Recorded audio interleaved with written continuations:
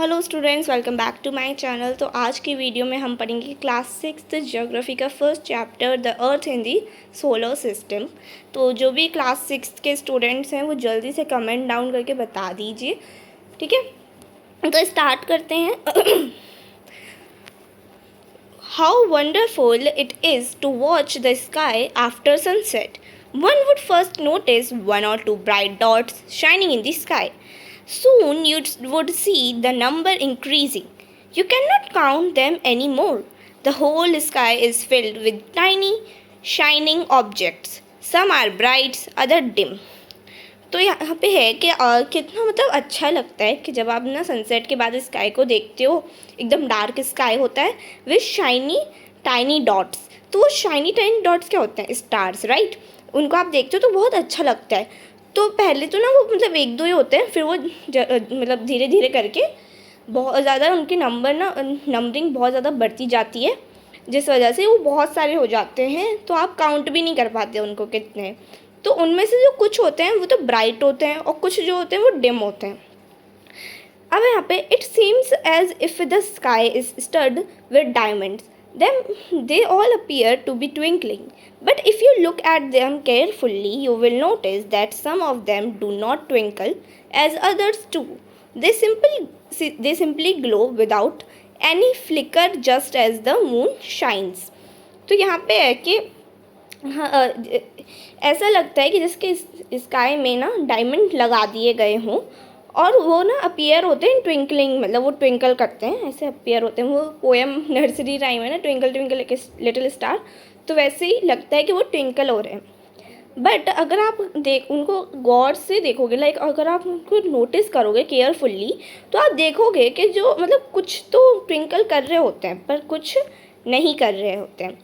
तो वो ना सिंपली ग्लो करते हैं एक फ्लिकर से, लाइक मून के शाइन से वो ग्लो करते हैं। Along with these bright objects, you may also see the moon on most of the days. It may, however, appear at different times, in different shapes, and at different positions. You can see the full moon only once in about a month's time. It is full moon night or पूर्णिमा। तो यहाँ पे है कि उन सारे bright objects के साथ आप मून भी कुछ कुछ दिन देखते होंगे। तो मतलब कभी तो जो मून होता है वो लाइक हमेशा डिफरेंट टाइम पे अपीयर होता है। डिफरेंट टाइम मतलब जिसके आपने मान लो एक दिन आपने 6:05 PM पे एक मून को देखा एक पर्टिकुलर डिस्टेंस पे, पर आप अगर दूसरे दिन 6:05 पे देखोगे तो वो थोड़ा सा इधर उधर होगा, ठीक है। तो वो डिफरेंट टाइम से होता है, डिफरेंट शेप में होता है, डिफरेंट पोजीशन में होता है। तो आप देखोगे कि मतलब एक मंथ में आप सिर्फ एक ही बार फुल मून को देख सकते हो। तो वो फुल मून नाइट कहलाती है या फिर पूर्णिमा कहलाती है। जैसे कि हर एक मंथ में एक बार पूर्णिमा होती है, आप सबको पता है। A fortnight later, you cannot see it at all. It is a new moon night or Amavasya. On this day, you can watch the night sky best, provided it is a clear night. तो यहाँ पे है कि कुछ देर मतलब कुछ दिनों बाद आप ना बिल्कुल भी मतलब मून को नहीं देखते हो। वो किसी भी शेप साइज़ कहीं पे भी नहीं दिखता है, एकदम डार्क होता है तब स्काई। तो उस नाइट को या फिर तो हम लोग न्यू मून नाइट कहते हैं या फिर अमावस्या कहते हैं। तो इस दिन जो स्काई होता है वो एकदम बेस्ट एकदम क्लियर नाइट की तरह प्रोवाइड हमको होता है। Do you wonder why can't we see the moon and all those bright tiny objects during day time? It is because the very bright light of the sun does not allow you us to see all these bright objects of the night sky. The sun, the moon, and all those objects shining in the night sky are called celestial bodies. तो इसमें है कि आप कभी सोचते होगे कि मतलब डे टाइम में हमें ये मून और जो ब्राइटनिंग टाइनी ऑब्जेक्ट्स होते हैं वो हमें मतलब डे टाइम में क्यों नहीं दिखते हैं? डे टाइम में अगर आप कहीं पे भी दिखो तो आपको नहीं दिखेंगे, आपको ये नाइट टाइम में ही दिखते हैं। या फिर आप नाइट टाइम में सन को देखो तो वो भी नहीं दिखता है, नाइट टाइम में आपको सिर्फ मून और वो ही दिखते हैं। तो आपने कभी सोचा है कि ऐसा भाई क्यों होता है? तो ये इसीलिए होता है क्योंकि जो ब्राइट सन की लाइट होती है वो अलाउ नहीं करती है हमको ये ब्राइट ऑब्जेक्ट्स को, ये जो टाइनी ब्राइट ऑब्जेक्ट्स को देखने के लिए। तो जो सन और जो मून होता है और जो ये सारी बॉडीज़ होती हैं, जो टाइनी टाइनी बॉडीज़ होती हैं, उन सबको हम लोग सेलेस्टियल बॉडीज़ कहते हैं। Some celestial bodies are very big and hot, they are made up of gases, they have their own heat and light which they emit in large amounts. These celestial bodies are called stars. The sun is a star. तो यहाँ पे है कि कुछ celestial जो bodies होती हैं वो बहुत बिग और हॉट होती है, वो गैसेस से बनी होती हैं, डिफरेंट टाइप ऑफ गैसेस से बनी होती हैं, और उनके पास खुद अपनी हीट होती है और लाइट होती है वो खुद एमिट करते हैं लार्ज अमाउंट में। तो ये जो बॉडीज़ होती हैं उनको हम लोग स्टार्स कहते हैं, और जो सन है वो भी एक स्टार होता है। Countless twinkling stars in the night sky are similar to the sun, but we do not feel their heat और light, and they look so tiny because they are very very very far from us. तो यहाँ पे है जो countless twinkling stars होते हैं जो हम लोग नाइट स्काई में देखते हैं, वो भी सिमिलर होते हैं सन से, बट हम उनकी जो क्या कहते हैं हीट ना फील नहीं कर सकते, क्योंकि वो बहुत बहुत बहुत ज़्यादा दूर होते हैं हमसे। जैसे कि अगर आप समर्स में सन को देखो, सन धूप में कहीं भी जाते हो दिन के टाइम पे, जैसे अभी समर चल रही है तो आप कहीं पे भी जाओगे तो आप ना सन की जो हीट है, वो जो हीट प्रोड्यूस कर रहा है वो आप फील कर पाओगे, ठीक है, क्योंकि वो इतना दूर नहीं है अर्थ से, इसलिए आप उसको फील कर सकते हो। पर जो स्टार्स होते हैं, जो टाइनी स्टार्स होते हैं, वो बहुत ज़्यादा दूर होते हैं हमसे, इसलिए हम उनकी हीट कभी भी नहीं फील कर सकते। You must have noticed that all objects look smaller when see from a distance. How small an aeroplane looks when it is flying at a great height. While watching the night sky, you may notice various patterns formed by different groups of stars. These are called constellations. Ursa Major or Big Bear is one such constellation. One of the most easily recognizable constellation is the Sapratish. सप्ता is means 7 and Rishi means sages. तो यहाँ पे है कि जैसे कि आपने notice किया होगा कि जो भी छोटे, जब भी हम किसी भी चीज़ को डिस्टेंस से देखते हैं तो वो ना बहुत ज़्यादा छोटी दिखाई देती है। वो मतलब आपके, वो डिपेंड करता है आपके डिस्टेंस से। लाइक अगर आप स्काई में एक एरोप्लेन को देखते हो तो वो बहुत ज़्यादा छोटा लगता है, ठीक है, बहुत ज़्यादा छोटा लगता है अगर आप पर्टिकुलर डिस्टेंस से देख रहे हो। पर अगर आप उसको लाइक 1 किलोमीटर के डिस्टेंस से देख रहे हो तो वो बहुत बड़ा लगेगा, ठीक है। तो वो डिस्टेंस का फ़र्क होता है। तो जब भी हम लोग नाइट स्काई में देखते हैं तो आप ना डिफरेंट टाइप ऑफ पैटर्न्स देखते होगे जो डिफरेंट टाइप ऑफ ग्रुप के स्टार्स से बनाया जाता है, ठीक है। आप डिफरेंट टाइप ऑफ पैटर्न्स देखते होंगे, तो वो जो सारे पैटर्न्स होते हैं उनको हम लोग कॉन्स्टलेशंस कहते हैं। तो जो उर्सा मेजर होता है या फिर वो जो बिग बियर होते हैं, ये बहुत like one of such constellation होते हैं। तो ये बहुत मतलब ईजली रिकॉग्नेबल जो कॉन्स्टलेशन होता है वो है सप्तऋषि। सप्तऋषि बहुत ज़्यादा ईजली रिकॉग्नाइजेबल होता है। तो इसमें क्या होता है, it is a group of 7 stars that forms a part of Ursa Major constellation. Ask someone elder in your family or neighborhood to show you more stars, planets and constellations in the sky. तो यहाँ पे एक जो सप्तऋषि होता है वो एक like group of 7 stars होता है जो फॉर्म करता है उर्सा मेजर कॉन्स्टलेशन को, ठीक है। तो इसमें है कि आप कुछ अपने एल्डर से या अपनी फैमिली में से या फिर अपनी कोई नेबरहुड में से पूछ सकते हैं कि वो आपको कोई स्टार से बना हुआ पैटर्न या फिर कोई प्लैनेट या फिर कोई कॉन्स्टलेशन बता सकते हैं स्काई में। अब यहाँ पे जैसे कि आप यहाँ पे देख सकते हैं सप्तऋषि एंड दी नॉर्थ स्टार। देखो यहाँ पे नॉर्थ स्टार आपको दे रखा है, द पॉइंट स्टार्स यहाँ पे दे रखे हैं, फेसिंग नॉर्थ है, वेस्ट एंड ईस्ट है ये, और ये जो आपको ये पैटर्न दिख रहा है ये सप्तऋषि का पैटर्न है, ठीक है। अब यहाँ पे in ancient times people use to determine directions using the night with the help of stars. The north star indicates the north direction. It is also called the pole star. It always remains in the same position in the sky. We can locate the position of the pole star with the help of the Saptarishi. Look at figure 1.1. You will notice that if an imaginary line is drawn joining the pointer stars and extended further, it will point the pole star. तो यहाँ पे है कि जब like पुराने ज़माने में जब लाइक वॉचेस वगैरह नहीं होती थी तो जो लोग होते थे ना वो रात में जैसे कि कोई भी डायरेक्शन उनको फाइंड करनी होती है तो वो स्टार्स के थ्रू करते थे। तो जो नॉर्थ स्टार होता था, जो नॉर्थ की तरफ होता था स्टार, वो नॉर्थ डायरेक्शन वो करता था, वो हमेशा सेम सेम प्लेस पे ही होता था, सेम डायरेक्शन में ही होता था। इसको पोल स्टार भी कहते हैं। तो उससे ना बहुत ईजिली जो नॉर्थ है वो हमें दिख जाता है।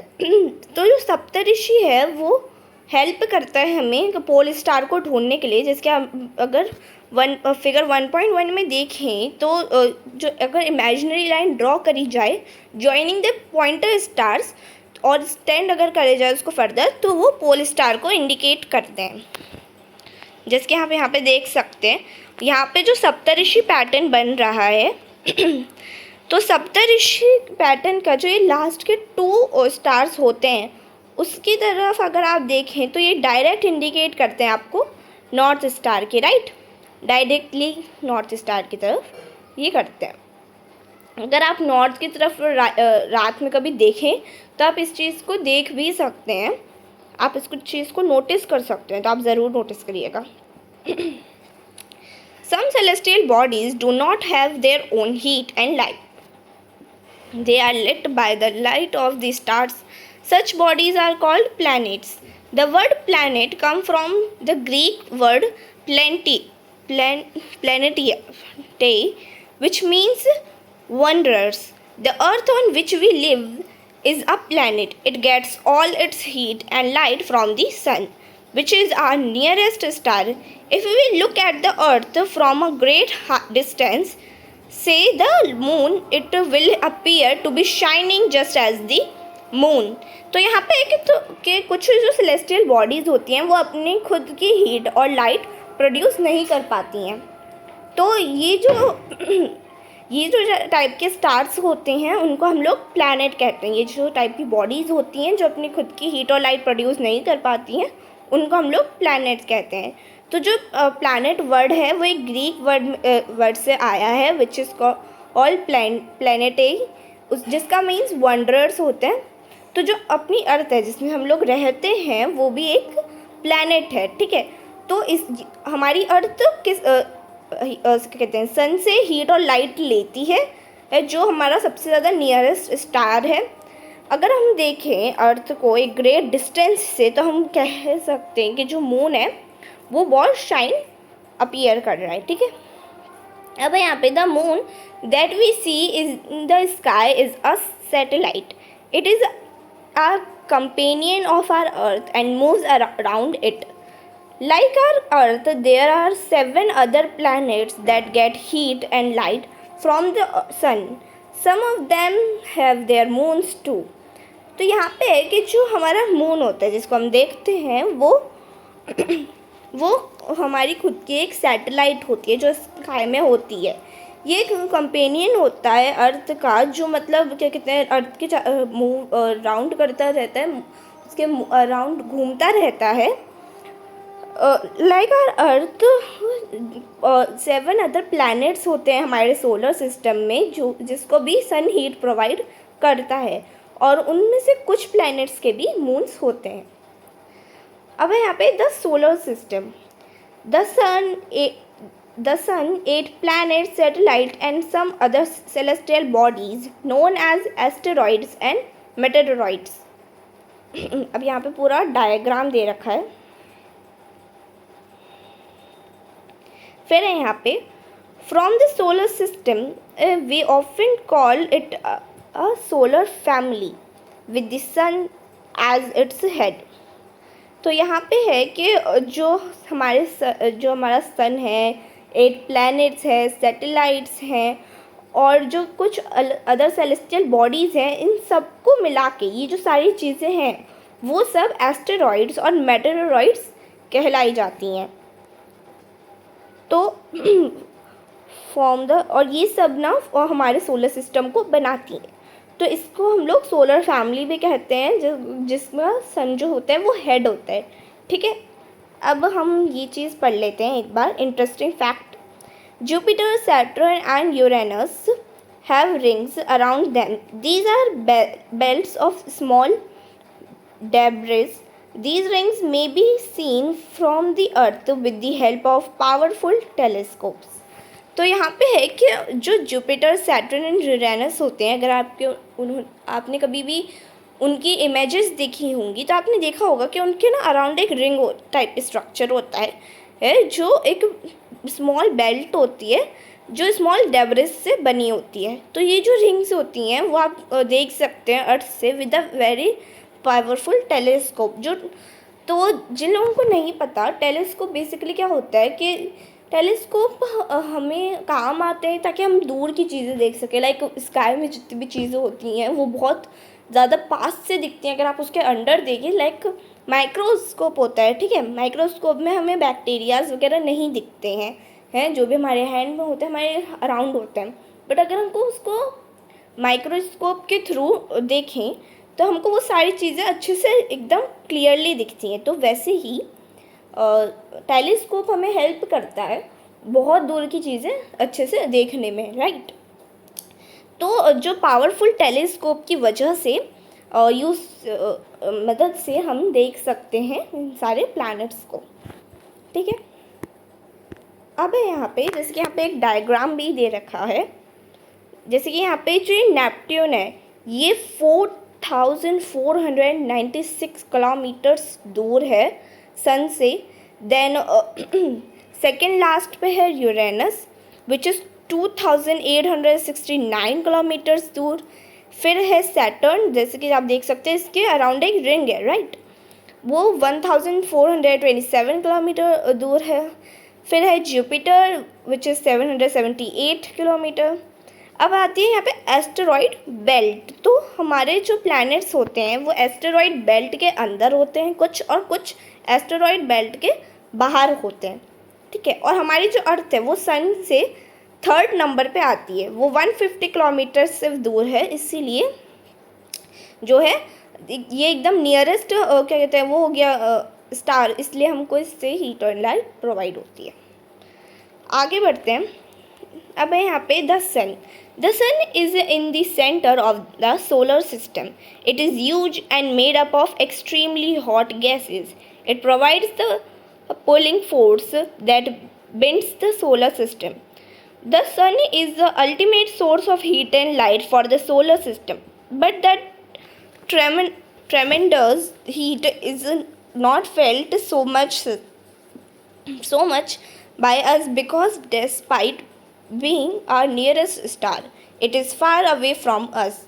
The sun is about 150 million kilometers away from the earth. Sorry, मैं आपको यहाँ पे बता रही थी 150 किलोमीटर्स नहीं है, ये 150 मिलियन किलोमीटर्स दूर है, ठीक है, 150 मिलियन किलोमीटर्स दूर। अब तो यहाँ पे क्या दे रखा है कि जो सन है वो हमारे सोलर सिस्टम के एकदम सेंटर में होता है, ठीक है। आपने अगर कहीं पे भी देखा होगा तो एकदम सेंटर में सन होता है, फिर रिंग्स होती हैं जहाँ पे लाइक वो इमेजिनरी लाइंस होती हैं, बेसिकली ऐसे कोई रिंग नहीं होती है एक्चुअल में। तो जो रिंग्स होती हैं उसके अराउंड वहाँ पे क्या कहते हैं अपने अपने प्लैनेट्स घूमते रहते हैं, लाइक अर्थ घूम रहा है, जुपिटर, सैटर्न, वो सब घूमते रहते हैं। तो ये बहुत ज़्यादा ह्यूज होता है, मतलब बहुत ज़्यादा बड़ा होता है और एक्सट्रीमली हॉट गैसेस से बना होता है, और ये हमें प्रोवाइड करता है pulling force that binds the solar system. तो ये ना पुलिंग फोर्स प्रोवाइड करता है जो सोलर सिस्टम को बांधे रहता है, बाइंड्स मतलब बांधे रहते हैं।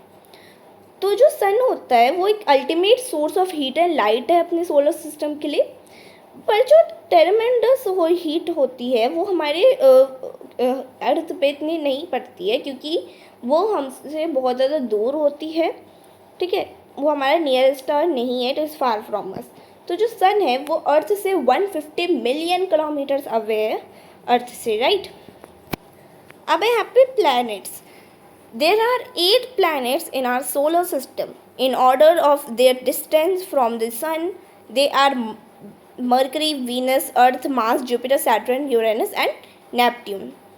तो ये ना आप क्या कहते हैं, ये सीक्वेंस आप याद कर लीजिए, क्योंकि ये क्वेश्चन आता है क्या कहते हैं एग्ज़ाम्स में, बहुत ऑफन क्वेश्चन है ये, और ये तो आएगा ही आएगा। मतलब अगर आपने क्या फर्स्ट चैप्टर में से कोई क्वेश्चन आ रहा है तो ये तो आएगा ही आएगा कि how many planets are there in our solar system, ये आ सकता है, या फिर name the planets in our solar system in sequence.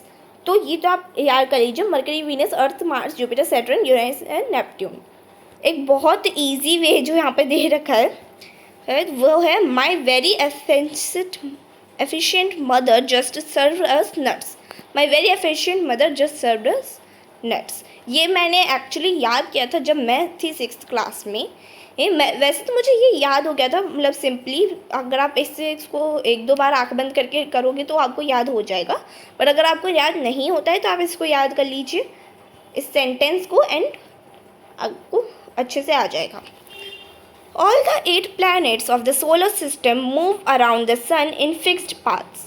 These paths are elongated, they are called orbits. Mercury is nearest to the sun. It takes only about 88 days to complete one round along its orbit.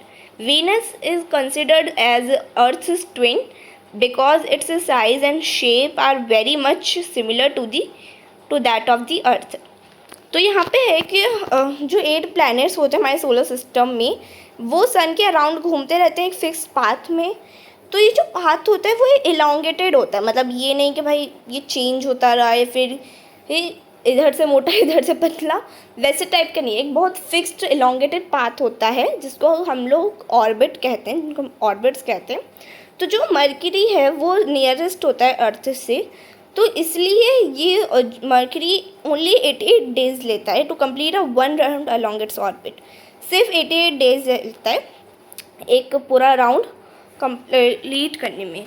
जैसे कि अगर आपने कहीं पे सुना हो, जो अर्थ होती है वो पूरा एक ईयर में ही एक राउंड पूरा कर पाती है। मतलब अर्थ को 365 डेज चाहिए होते हैं एक राउंड पूरा करने में, ठीक है। तो जो वीनस होता है वो कंसिडर करा जाता है अर्थ ट्विन, क्योंकि जो उसकी शेप साइज़ होती है वो बहुत ज़्यादा सिमिलर होती है अर्थ की, ठीक है, वेरी मच सिमिलर होती हैं अर्थ के, तो इसलिए वो कंसिडर कर जाता है ऐसे। Till recently August 2006 Pluto was also considered as a planet. However, in a meeting of the International Astronomical Union, a decision was taken that Pluto, like other celestial bodies, Ceres 2003 UB discovered in recent past may be called dwarf planets. तो यहाँ पे क्या है, यहाँ पे एक और new planet के बारे में हमें बताया गया है कि रिसेंटली लाइक 2006 की ये बात है, अगस्त 2006 की। एक प्लूटो होता है, तो एक प्लैनेट है प्लूटो जिसको भी प्लैनेट की तरह कंसीडर किया गया है। एक मतलब एक मीटिंग में जो इंटरनेशनल एस्ट्रोनॉमिकल यूनियन का एक मीटिंग थी, उसमें एक डिसीजन था कि जो प्लूटो है वो अदर सेलेस्टियल बॉडीज़ की तरह डिस्कवर किया गया है रिसेंट पास्ट में, तो इसीलिए उसको हम लोग ड्वार्फ प्लैनेट्स कह सकते हैं, ठीक है। अब यहाँ पे the earth is the third nearest planet to the sun. In size it is the fifth largest planet. It is slightly flattened at the poles, that is why its shape is described as a geoid. Geoid means an earth like shape, ठीक है। तो क्या है कि जो हमारी अर्थ है वो थर्ड नियरेस्ट प्लैनेट है सन से, और ये ना फिफ्थ लार्जेस्ट प्लैनेट में आता है साइज में, ये फिफ्थ लार्जेस्ट प्लैनेट है। और ये ना स्लाइटली फ्लैटेंड है पोल्स पे मतलब अगर आप कभी भी अर्थ को ड्रॉ करते हो तो आप एकदम सर्कली उसको ड्रॉ करते हो, और ऊपर की तरफ एक पोल होता है, नीचे की तरफ पोल होता है, north pole and south pole, पर ऐसा कभी भी नहीं होता है। हाँ, हमारी जो अर्थ है वो स्लाइटली फ्लैटेंड है, मतलब वो थोड़ी सी टिल है नॉर्थ की तरफ एंड साउथ की तरफ, इधर की तरफ वो थोड़ी मतलब ऐसे टिल है। अगर आप कभी उसका डायग्राम देखोगे, अगर इस चैप्टर में होगा तो मैं आपको दिखाऊंगी, वो थोड़ी सी टिल है। तो इसीलिए जो अर्थ की शेप है वो कंसिडर करी जाती है ग्योइड शेप में। ग्योइड मीन्स अर्थ लाइक शेप, तो वो ग्योइड शेप में कंसिडर करी जाती है। Conditions favorable to support life as probably found only on the earth. The earth is neither too hot nor too cold. It has water and air which are very essential for our survival. The air has life supporting gases like oxygen. Because of these reasons, the earth is a unique planet in the solar system. From the outer space, the earth appears blue because its 2/3 surface is covered by water. It is therefore called a blue planet. तो यहाँ पे है कि जो favourable conditions होती है एक life को सपोर्ट करने के लिए, वो प्रोबेबली अर्थ पे ही फाउंड की जाती है। अगर आपने आपने कभी भी नहीं सुना होगा कि जुपिटर पे लोग रह रहे हैं, सैटर्न पे लोग रहते हैं या फिर वीनस पे रहते हैं, नहीं, सिर्फ आपने अगर सुना होगा तो अर्थ पे ही रहते हैं, क्योंकि अर्थ ही एक ऐसा प्लैनेट है जो हमें फेवरेबल कंडीशन प्रोवाइड करता है रहने के लिए। जैसे कि अर्थ ना ही तो बहुत ज़्यादा हॉट होती है, ना ही बहुत ज़्यादा कोल्ड होती है। अगर बहुत ज़्यादा हॉट होती है तो आप एकदम नहीं रह सकते, बहुत ज़्यादा कोल्ड होती है तो आप नहीं रह सकते हो, राइट। यहाँ पे वाटर होता है, एयर होती है, और जो हमारे रहने के लिए, हमारे सर्वाइवल के लिए बहुत ज़्यादा असेंशियल है, बहुत ज़्यादा इम्पॉर्टेंट है। और जो एयर होती है वो उसमें लाइफ सपोर्टिंग गैसेज होती हैं लाइक ऑक्सीजन। और इन सारे रीजंस की वजह से जो अर्थ है उसे यूनिक प्लैनेट कहा जाता है सोलर सिस्टम का। पूरे सोलर सिस्टम का एक यूनिक प्लैनेट कहा जाता है। तो जो आउटर स्पेस होता है, जो अर्थ होती है, वो ब्लू दिखती है हमें, है। तो क्योंकि जो अर्थ है वो 2/3 ऑफ सरफेस उसका कवर्ड है वाटर से, इसीलिए अर्थ को ब्लू प्लैनेट भी कहा जाता है, ठीक है। अब यहाँ पे हम ये चीज़ पढ़ लेते हैं। Do you know Sol is in Roman mythology is the sun god. Solar means related to the sun. The family of the sun is therefore called the solar system. Write down as many words using the word solar on your own as you can. तो यहाँ पे जो soul होता है इन Roman mythology, ये sun god कहा जाता है, मतलब सोल मतलब sun god. Solar means related to the sun, solar मतलब रिलेटेड टू द सन, और जो फैमिली होती है सन की, इसलिए उसको हम लोग सोलर सिस्टम कहते हैं, ठीक है। अगर आप समझ गए तो आई थिंक। अब यहाँ पे आगे बढ़ते हैं हम लोग द मून पे। यहाँ पे मून की एक पिक्चर भी दे रखी है हमें। The moon as seen from the space. अगर हम स्पेस से देखें तो मून कुछ ऐसा दिखता है। अब यहाँ पे our earth has only one satellite that is the moon. Its diameter is only 1/4 that of the earth. It appears so big because it is nearer to our planet than other celestial bodies. It is about 3,84,400 kilometers away from us. Now you can compare the distance of the earth from the sun and that from the moon. The moon moves around the earth in about 27 days. It takes exactly the same time to complete one spin. As a result, only one side of the moon is visible to us on the earth. तो यहाँ पे क्या है, हमारी जो अर्थ है वो उसके पास सिर्फ ओनली एक जो अगर आपने कहीं पे सुना हो कि मून को natural satellite of the earth भी कहा जाता है, क्योंकि बहुत सारे प्लैनेट्स हैं जिनके पास ओनली वन मून नहीं है, उनके पास बहुत सारे मून्स होते हैं। अगर आप कहीं पे देखें, आप गूगल पे उसको सर्च कर सकते हैं कि डिफरेंट टाइप ऑफ प्लैनेट्स के पास डिफरेंट नंबर ऑफ मून्स होते हैं, बट अर्थ के पास ओनली वन सैटेलाइट है। तो जो मून का डायमीटर है वो 1/4 है अर्थ से, मतलब अर्थ का 1/4 डायमीटर है उसका। और वो इतना बड़ा इसलिए हमें अपीयर होता है क्योंकि वो सबसे ज़्यादा नियरर प्लैनेट है, नियरर सेलेस्टियल बॉडी है अर्थ की। ये बस 3,84,400 किलोमीटर अवे है अर्थ से। और अब आप इमेजिन कर सकते हो कि डिस्टेंस कंपेयर कर सकते हो, मतलब अर्थ से सन की डिस्टेंस और अर्थ से मून की भी डिस्टेंस आप कंपेयर कर सकते हो। तो जो मून है वो अर्थ के राउंड घूमता है और 27 डेज लेता है मून उसको कवर करने में, 1 राउंड कवर करने में। तो ये एग्जैक्टली सेम टाइम पे 1 स्पिन भी कंप्लीट करता है। अब देखो इसमें आप थोड़े से कंफ्यूज हो रहे होंगे। तो जो मून है वो अर्थ के राउंड तो घूमता ही है, पर वो अपने एक्सिस पे, वो अपने पॉइंट पे भी स्पिन होता रहता है, हमेशा घूमता रहता है, ठीक है। तो इसीलिए जो मून है वो 27 डेज लेता है पूरा राउंड कंप्लीट करने में भी, और 27 डेज ही लेता है 1 स्पिन कंप्लीट करने में भी। As a result only 1 side of the moon is visible to us on the earth. तो रिजल्ट में अगर आपने देखा होगा तो आपको ऐसा पूरा मून तो नहीं दिखेगा भाई, आगे का भी पीछे का भी, ऐसा तो नहीं, आपको सिर्फ ओनली 1 साइड ही विजिबल होती है अर्थ से, ठीक है। The moon does not have conditions favourable for life.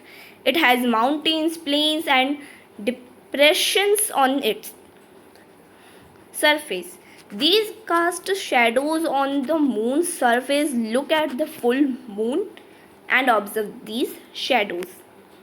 तो यहाँ पे क्या है कि जो मून है वो फेवरेबल कंडीशन हमें प्रोवाइड नहीं कर पाता, जिसकी वजह से हम उस पर नहीं रह सकते। वहाँ पे माउंटेन्स, प्लेन्स, डिप्रेशंस होते हैं और उसके सरफेस पे जो मून्स के शेडो कास्ट होती हैं, जिसके आप फुल मून में ऑब्जर्व कर सकते हैं ये चीज़। जैसे यहाँ पे तो इतना वो अच्छे से नहीं दिखेगा, पर अगर आप उसके सरफेस पे देखें तो कुछ ऐसे है उसका सरफेस, राइट, कुछ ऐसा है। तो अब यहाँ पे हमें दिया गया है figure 1.4 human made satellite. Human made satellite मतलब यहाँ से जब अर्थ से कोई सैटेलाइट छोड़ी जाती है स्पेस के लिए तो वो ऐसे वर्क करती है। लाइक पहले ये पूरा ऐसे रॉकेट की तरह आया, फिर वो खुलना चालू होता है, तो ऐसे डिफरेंट पार्ट्स उसके खुलते हैं, फिर ये वाला जो पार्ट होता है वो पूरा खुल के ऐसे सैटेलाइट हो जाती है। फिर वो उस अर्थ के ऑर्बिट पे जाके वो अर्थ के राउंड घूमती रहती है, ठीक है, ऐसे वो करती है। अब यहाँ पे asteroid. Apart from the stars, planets and satellites, there are numerous tiny bodies which also move around the sun. These bodies are called asteroids. They are found between the orbit of Mars and Jupiter. Scientists are of the view that asteroids are part of a planet which exploded many years back. तो यहाँ पे है कि जो asteroids जैसे कि apart from like stars, planets और satellites वगैरह को छोड़ के, जो न्यूमरस टाइनी बॉडीज उन सबको छोड़ के कुछ और भी चीज़ें ऐसी होती हैं, कुछ और ऐसी बॉडीज़ होती हैं जिनको एस्टेरॉइड्स कहा जाता है। वो फाउंड की जाती हैं between the like orbit of Mars and Jupiter. और लाइक साइंटिस्ट ने ये डिस्कवर किया है कि एक view of asteroid apart from planet which exploded many years back. तो यहाँ पे एक जो एस्टेरॉइड का पार्ट दिया गया है, ऐसे कुछ एस्टेरॉइड दिखते हैं। ये कोई प्लैनेट वगैरह नहीं होती, नॉर्मली रॉक टाइप सरफेस है, बट ये एस्टेरॉइड की तरह दिखते हैं। अब है यहाँ पे meteoroids. The small pieces of rocks which move round the sun are called meteoroids. Sometimes these meteoroids come near the earth and tend to drop upon it. During this process, due to friction with the air, they get heated up and burn. It causes a flash of light. Sometimes a meteor, without being completely burnt, falls on the earth and creates a hollow. तो यहाँ पे ये जो small piece of rock होती हैं जो move round करती हैं सन के, उनको हम लोग मेटेरॉइड्स कहते हैं। तो कभी कभार जो मेटेरॉइड्स होते हैं वो अर्थ के बहुत ज़्यादा नियर आ जाते हैं और उस पर लाइक गिरने लगते हैं। पर जो लाइक प्रोसेस होती है, जो फ्रिक्शन होता है एयर का, उसकी वजह से वो हीट हो जाते हैं और वो हवा में ही लाइक बर्न हो जाते हैं। पर कभी जो फ्लैश लाइट कॉज करता है, अगर आप कभी भी क्या कहते हैं स्काई में नोटिस करेंगे तो कभी कभार ऐसे आपको चीज़ें दिखती हैं। पर कभी कभार ये भी होता है कि जो मेटेरॉइड होता है वो लाइक कंप्लीटली बर्न नहीं किया होता है, तो वो अर्थ पे गिर जाता है एंड वो एक हॉलो क्रिएट करता है। हॉलो मतलब एक गड्ढा क्रिएट कर देता है। Do you see a whitish broad band like a white glowing path across the sky on a clear starry night? It is a cluster of millions of stars. This band is the Milky Way galaxy. Our solar system is a part of this galaxy. In ancient India, it was imagined to be a river of light flowing in the sky. Thus, it was named Akash Ganga. A galaxy is a huge system of billions of stars and clouds of dust and gases. there are millions of such galaxies that makes the universe. अब देखो यहाँ पे ये चीज़ थोड़ी important है। तो यहाँ पे क्या है कि आपने कभी भी जिसके नोटिस किया हो क्लियर स्काई में कि एक वाइटिश ब्रॉड बैंड आपको दिखेगा, ठीक है, एक वाइटिश ब्रॉड बैंड लाइक आपको दिखेगा और एकदम वाइट दिखेगा, शाइनिंग स्टार्स दिखेंगे। तो ये जो क्लस्टर होता है मिलियंस ऑफ स्टार्स का, उसको हम लोग कहते हैं, इस बैंड को पूरे को हम कहते हैं मिल्की वे गैलेक्सी। ये टर्म आपने कहीं ना कहीं शायद सुनी होगी पहले, मिल्की वे गैलेक्सी। तो हमारा जो सोलर सिस्टम है ये एक पार्ट है इस गैलेक्सी का, मतलब हमारा जो सोलर सिस्टम है ये इस गैलेक्सी के अंदर है, मिल्की वे गैलेक्सी के अंदर है, ठीक है। तो एंशिएंट इंडिया में मतलब पुराने ज़माने में ये इमेजिन किया जाता था, लाइक तब इतनी नॉलेज नहीं थी लोगों को, तब ये इमेजिन किया जाता था कि स्काई में एक रिवर फ्लो हो रही है, स्काई में एक रिवर फ्लो हो रही है लाइट की। तो इसको तब नेम किया गया था आकाश गंगा, तब इसको नेम किया गया था आकाश गंगा। तो एक जो गैलेक्सी होता है एक ह्यूज सिस्टम होता है, लाइक बिलियंस ऑफ स्टार्स का and clouds, dust and many types of gases का एक मिक्सचर होता है गैलेक्सी। तो there are millions of such galaxy. तो यहाँ मतलब बहुत सारी गैलेक्सीज होती हैं जो यूनिवर्स बनाती हैं। अब इसमें देखो एक चीज़ समझो कि हमारे जो यूनिवर्स है, ठीक है, ये सारे टर्म्स आपने कहीं सुनी होगी, बस समझने में थोड़ा वो होगा। तो ये हमारी जो पूरा यूनिवर्स होता है उसके अंदर गैलेक्सी होती है, ठीक है, हमारे यूनिवर्स के अंदर गैलेक्सीज होती हैं, बहुत सारी गैलेक्सीज होती हैं। और बहुत सारी गैलेक्सी में से जो एक गैलेक्सी है मिल्की वे गैलेक्सी, उसके अंदर हमारा ये सोलर सिस्टम है, ठीक है। बहुत सारी गैलेक्सीज हैं, अब उन सब के बारे में तो आपको नहीं बताया जाएगा, देवर लाइक बहुत हाई लेवल की स्टडीज़ उसके लिए होती हैं। बट हाँ, हमारी जो मिल्की वे गैलेक्सी है उसके अंदर हमारा सोलर सिस्टम होता है। अब यहाँ पे it is difficult to imagine how big the universe is. Scientist are still trying to find out more and more about it. We are not certain about its size, but we know that all of us, you and I, belong to this universe. तो यहाँ पे है कि मतलब ये difficult होता है imagine करने के लिए कि यूनिवर्स कितना ज़्यादा बड़ा है, ठीक है। बहुत मतलब ये इमेजिन करना भी भाई बहुत मुश्किल है कि यूनिवर्स बहुत ज़्यादा बड़ा है।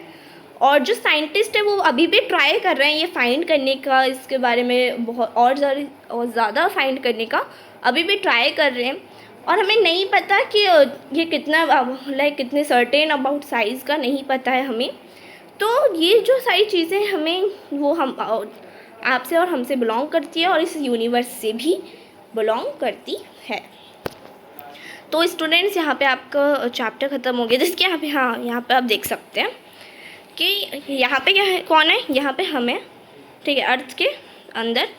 अर्थ किसके अंदर है, सोलर सिस्टम के अंदर। सोलर सिस्टम किसके अंदर है, milky way Galaxy, and milky way Galaxy किसके अंदर है, द यूनिवर्स। ये एक बहुत अच्छा चार्ट है ये समझने के लिए कि कैसे पूरी चीज़ें होती हैं। तो स्टूडेंट्स, यहाँ पे आपका चैप्टर कंप्लीट हो चुका है. In the next part I will come with question answers of this chapter. Thank you so much for watching. Subscribe my channel, like my video and share with your friends to help them also. Bye bye.